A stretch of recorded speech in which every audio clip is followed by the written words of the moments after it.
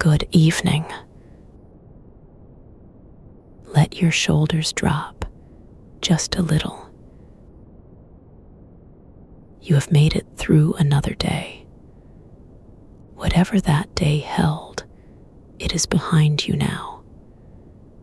There is nothing to fix tonight, nothing to solve. Just this quiet hour and a gentle conversation about money. Not the urgent kind, not the worried kind, the restful kind.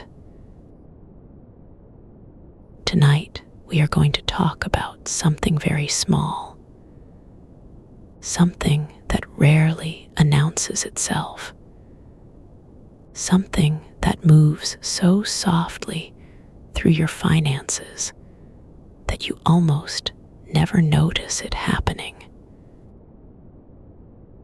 We are going to talk about the quiet leaks,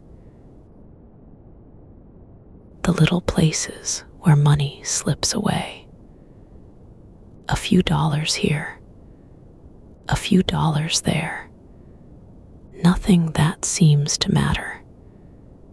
And yet, taken together, taken over months and years, they can add up to something you would have very much preferred to keep. But we are not going to approach this with alarm. We are going to approach it the way you approach a dripping faucet at night. You notice it. You listen to it. You understand it, unhurried, without stress. And then, when the time feels right, you turn the handle just slightly. That is all. So find your position. Let your body settle. You do not need to write anything down. You do not need to remember every word. Just let the ideas drift over you, the way water drifts through sand. We begin now. There is an old question in personal finance. It goes something like this. If you have a slow drip in your roof, and it only drips when it rains, and it only drips a small amount, does it matter? For years you might say no. The bucket catches it. It is not so bad. You have other things to worry about. But the roof does not stop dripping on its own, and the bucket fills slowly over and over without you watching. And one morning, you notice the floor around the bucket is wet, and you realize the dripping was never really small. It was just slow. Your spending can work the same way. Most people have a pretty good sense of the big numbers, the rent or the mortgage payment, the car, the groceries, more or less. These are the things we think about, the things we plan for, the things we track. But there is another layer underneath those numbers, a quieter layer, a layer made up of small, automatic, recurring payments that ask very little of your attention. And because they ask so little, you tend to give them just that, very little. This is not a character flaw. It is simply how attention works. We notice what is big. We notice what is new. We miss what is small and steady, and has been there so long it has become invisible. Tonight, we are going to make those things visible again, gently, without judgment. Let us begin with the one that surprises almost everyone. Subscriptions. Think for a moment about every service you pay for each month. The streaming platforms, the music, the cloud storage, the apps, the newsletters, the fitness program, the software, the membership. Now think about how many of those you actually used last month.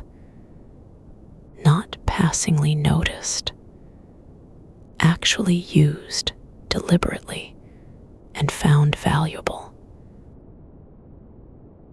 For most people, there is a gap between those two lists.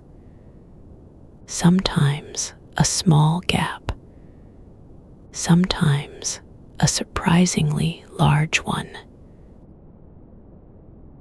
This is not because you made bad decisions when you signed up. You probably had good reasons for each one. The streaming service seemed worth it when you started it. The app solved a problem you had at the time. The software was genuinely useful once. But things change. The show you signed up for ended. The problem the app solved went away. You started using a different tool, and the subscription did not change with you. It stayed. It renewed quietly, month after month. There is something almost gentle about how subscriptions work. They ask for your permission once, at the beginning, and then they trust that you will either keep wanting them or eventually notice and cancel. Many of them count on the noticing coming late. The average person, if you were to look carefully at their bank statements, carries somewhere between 5 and 15 recurring subscriptions. Some of those they would recognize immediately. A few they would have to think about, and one or two they would see and say quietly, "I did not even know I was still paying for that." That last category is worth your attention. Not alarm, just attention.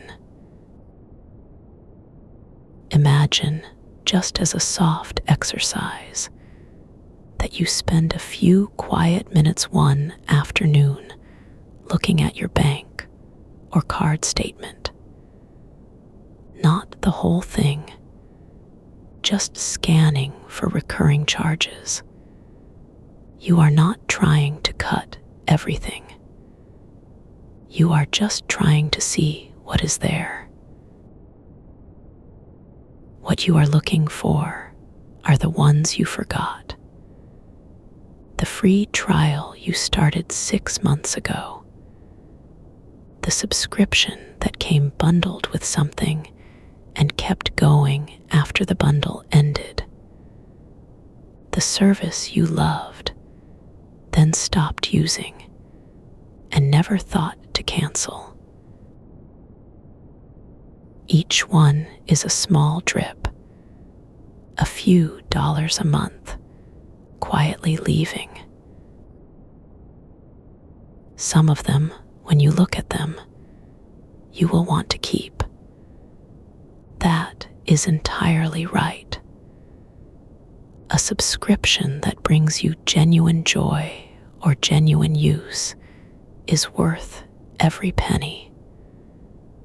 The point is not to strip your life bare of comfort. The point is simply to keep only what you chose, to make the ongoing expense a conscious one. There is something quietly powerful about that, about saying, yes, this one stays because I want it, and this one goes because I had simply forgotten it was there.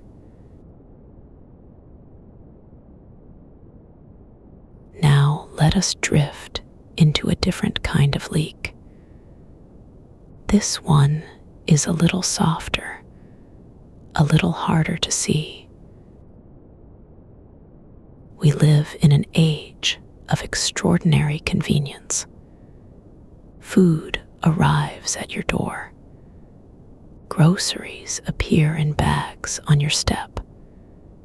Packages come the same day. Tickets generate themselves on your phone. Almost any task that used to require time and effort can now be exchanged for a small amount of money. This is, in many ways, a genuine good. Time is valuable. Energy is finite. Sometimes paying a little extra to avoid a trip or a wait is entirely sensible. But there is a quieter thing that happens when convenience becomes the default. When you order delivery, there is the delivery fee, and the service fee, and the small order fee, perhaps, and the tip, which is kind and appropriate, but adds to the total, and the menu prices, which are often higher than the restaurant's own prices. And by the time the food arrives, you have paid perhaps half again what you would have paid if you had gone yourself or cooked. No single meal feels expensive. It is the pattern across the week and the month that accumulates. The same is true of many convenience layers. The instant bank transfer fee instead of the free 2-day one. The express shipping because you left it a little late.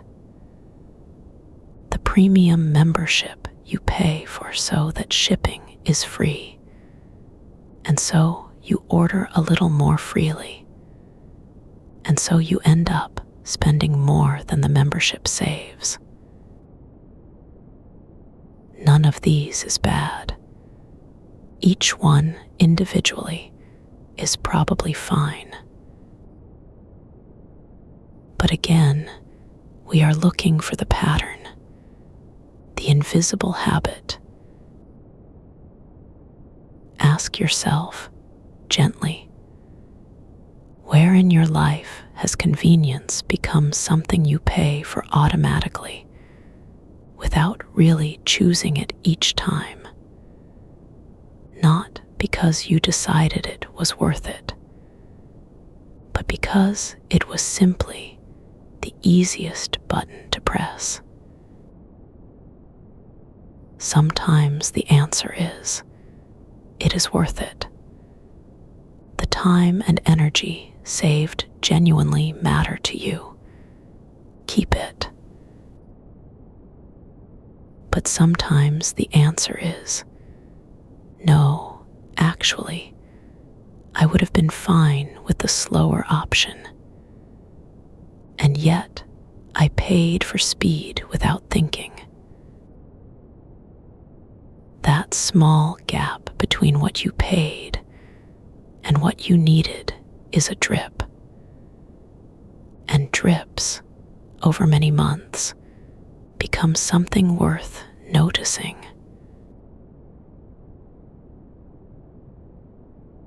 You may have heard, at some point, the famous latte argument. It goes like this. If you buy a small coffee every morning and you stopped and you invested the money instead, over 30 years you would have a very large amount. This argument has been both celebrated and criticized more times than it deserves. And it is not entirely wrong, but it is not entirely kind either. Here is the kinder version. The coffee is not the problem. The coffee might be the one small pleasure that makes your morning commute bearable. The coffee might be the ritual that signals to your brain that the day has started. The coffee might be the quiet 5 minutes you have to yourself before everything begins. If that is true, it is worth something that does not appear in a spreadsheet. The question the latte argument is really trying to ask is this: are you spending your money intentionally? That is a different question, and a gentler one. It is not. Are you spending on anything that could theoretically be avoided? It is. Do you know where your money goes? And does it mostly go where you would choose if you were paying full attention? Most of us have at least a few places where the answer is no. Not the morning coffee, but something. A lunch bought because we did not plan ahead, that we ate distracted at our desk and do not remember. A drink at the airport because we arrived early and had nothing else to do. A small purchase made in a moment of boredom or frustration that we forgot about by the next day. These are not moral failures. They are human moments. Everyone has them.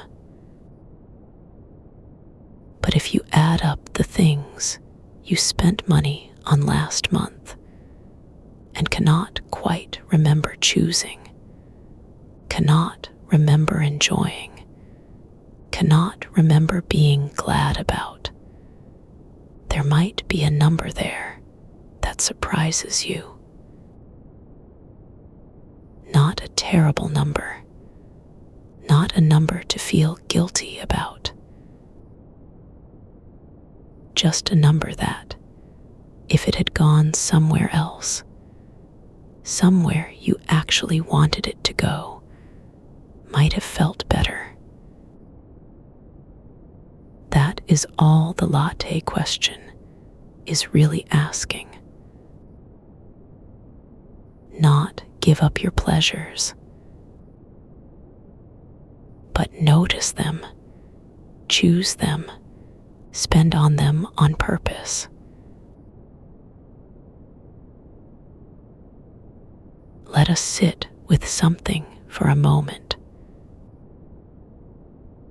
Imagine you have 5 small leaks in your financial life. Not dramatic ones, just quiet, unnoticed ones. One forgotten subscription, perhaps $10 a month. One convenience fee you could avoid, perhaps $15 a week. One habit that you pay for without really thinking, perhaps $5 a day, but only a few days a week. Do not try to calculate the exact numbers. Just hold the general shape of it. Now imagine that pattern continuing across a year. The subscriptions quietly renewing month after month. The fees small but steady. The unthinking moments scattered through the weeks. When you look at the year as a whole, those small amounts that felt like nothing in the moment, can add up to something quite meaningful. Not a catastrophic amount, but perhaps enough to matter. Perhaps enough to have funded a month of rent, or a short trip, or the beginning of a savings cushion that would help you sleep a little more easily. This is not meant to make you feel bad about past decisions. You are not careless. You are simply not looking. Most people are not looking. That is a structural fact of how modern spending is designed. The small recurring charges are meant to be invisible. The convenience fees are meant to feel trivial. The small impulse purchases are meant to feel harmless. And in isolation, each one is. But you do not experience your financial life in isolation. You experience it in total across time. And when you look at the total across time, the small things have a way of becoming much less small. This is not alarming information. It is useful information, gently gathered, quietly held. Here is what a gentle audit looks like. It does not look like a spreadsheet. It does not look like a punishment. It does not require you to sit down with receipts and a calculator on a Saturday afternoon, filled with dread. It looks like a quiet cup of tea and 20 minutes with your bank statements, or your card statements, or both, if you use both. You are not looking for everything. You are looking for 3 things. The first, a charge you do not recognize or do not remember signing up for. These are the forgotten ones. The free trials that became paid subscriptions. The service that kept renewing long after you stopped using it. The second, a charge that you recognize, but that you cannot say with confidence you actually wanted. Not something you use, not something that brings you value, but something that you simply kept because canceling requires a moment of effort, and the moment never arrived.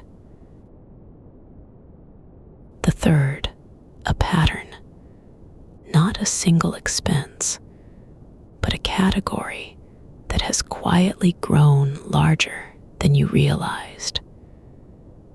Delivery fees, perhaps, or convenience charges, or the accumulated cost of solving small problems with money rather than with time.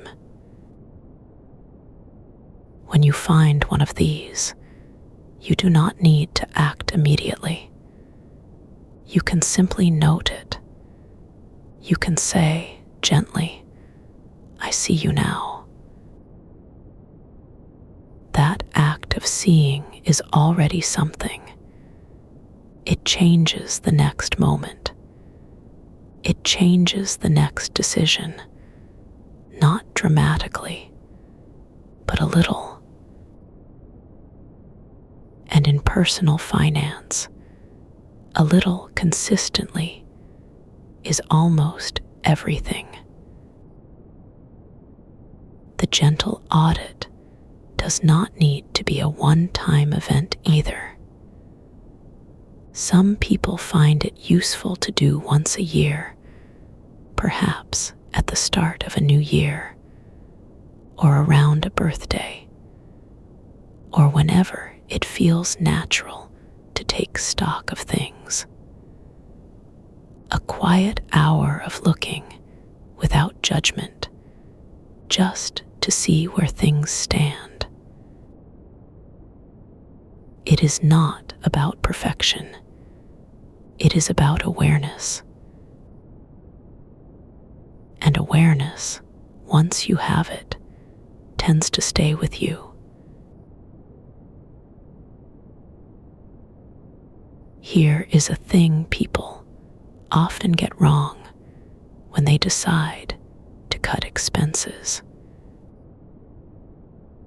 They try to cut everything at once. They make a very ambitious list. They feel a rush of resolution. And then, within a week or two, the resolution fades and the cuts feel like deprivation. And slowly, the old patterns return, and they feel worse than before they started. This is not weakness. It is just how change works when it asks too much at once.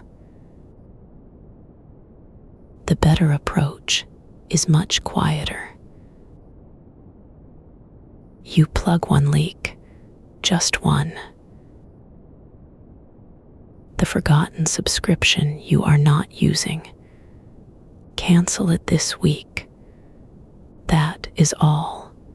Just that one. And then you wait. You let things be. You notice whether you miss it. You almost certainly do not, because you had already forgotten it existed.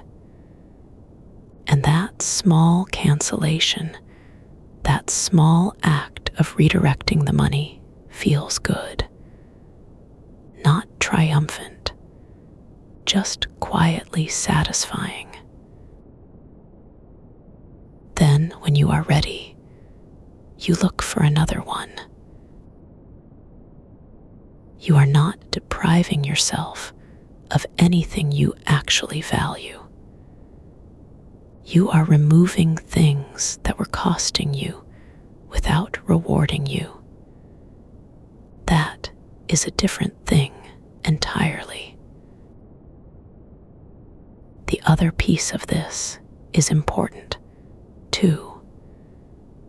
Do not touch the things that genuinely matter to you. If you love a particular service, if it is something you use and enjoy, keep it.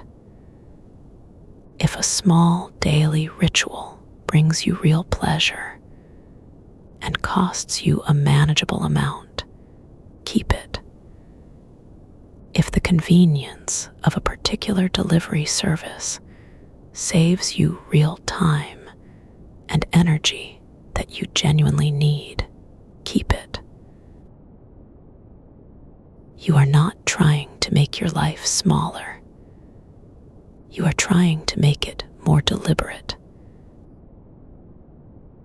Deliberate spending is not the same as less spending. It just means that what you spend on, you chose. You looked at it, even briefly, and said, "Yes, this is where I want this money to go." That simple act of choosing, of making the spending conscious, changes its quality entirely.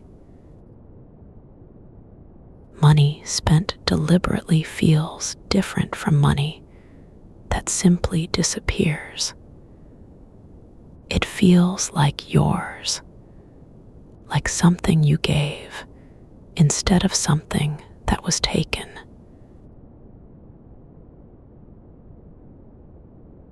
Let us imagine now that you have found a small leak, maybe one subscription, maybe a small recurring fee, maybe one small habit that you decided gently and without drama was not giving you enough in return to keep.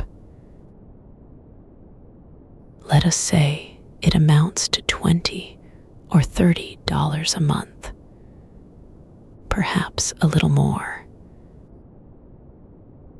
What do you do with that? The simplest answer, and the one that tends to work, is to redirect it, not to another expense, to somewhere quiet, somewhere it can rest and grow. You might send it to a small emergency cushion, the kind that sits and waits for the unexpected thing, the car repair, the dental bill, the month when the other expenses are a little high. A cushion like that does not need to be large to change how you feel. Even a few months of small expenses saved gives you something that money cannot fully describe. A little breathing room, a little less tightness when things go sideways. Or you might redirect it toward a future thing, not a specific thing necessarily, just a direction, toward security, toward possibility, toward the future version of you who will be grateful that the present version of you started setting something aside. Compound growth, the idea that saved money tends to grow, and then the growth itself grows, is not a complicated concept, but it is one that requires time and patience and the quiet act of starting and then of not stopping. The drip you redirect today is not much on its own, but it joins other drips. It joins the month you saved a little on groceries, the month you did not renew the subscription, the month you chose the free option instead of the fee-based one. And over the course of years, those drips fill a vessel. Not in a dramatic way, in a slow, steady, almost invisible way. The same way the leaks were draining you slowly, the redirected drips begin to build something slowly. That is the gentle symmetry of it. You do not need to be aggressive about this. You do not need to overhaul your entire financial life to make a meaningful difference. The small changes, made consistently, carried forward with patience, are often the ones that matter most in the end. Before we come to rest, let us say something about awareness itself. There is a certain kind of financial advice that feels like a scolding. That lists the things you should not have bought, the money you should not have spent, the mistakes you made, the time you wasted. It is advice that makes you feel a little worse about yourself, even if it is technically correct. This is not that. You are not bad at money. You are human about money. Almost everyone has the same patterns, the same invisible leaks, the same moments of spending without thinking. These are not signs of failure. They are signs of living in a world that is very good at making small charges feel invisible and convenience feel like a small reward. The act of noticing is not an act of catching yourself doing something wrong. It is an act of curiosity, of saying, I wonder what is happening here. Let me look without assuming the worst. And very often, what you find is modest. A few subscriptions, a few fees, a pattern or two, nothing catastrophic, nothing that requires dramatic action. Just a few small places where, with a little attention, you can do a little better. That is all any of us can do with money. A little better, a little more often, over a long enough time. That accumulates into something quiet and solid and reassuring. The person who understands their spending, not perfectly, but broadly, who has canceled the things they do not use, who has made their recurring expenses mostly intentional, who redirects even a small amount toward the future with some regularity. That person is in a better place than most. Not because they worked harder, not because they earned more, just because they looked and kept looking and made small adjustments without drama over time. That is available to you. It has always been available to you.